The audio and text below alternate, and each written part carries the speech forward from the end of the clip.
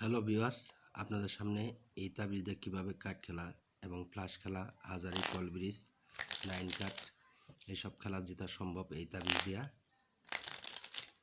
লক্ষ্য রাখেন, আপনাদের সামনে খেলবো আমি। প্রথম সেরাম 9 ফোঁটা নিচের আগে খেলবো। লক্ষ্য রাখেন 9 ফোঁটা কোন দিকে চলে যায়। আপনাদের সামনে ওপেনই খেলা খেলতেছি আমি। এই যে 9 ফোঁটা অবশ্যই তাবিজের দিকে এসে পড়ছে। হয়তো আপনারা বলবেন যে হাতে নিয়ে খেললে 5 ফোঁটা চাইলাম, হাতে নিয়ে খেললে হয়তো তাস 2-3টা আইসা পড়ে। এটা না, এই যে 5 ফোঁটা আইসা পড়ছে। একটা একটা নিচে রেখে খেলতেছি। লক্ষ্য রাখেন।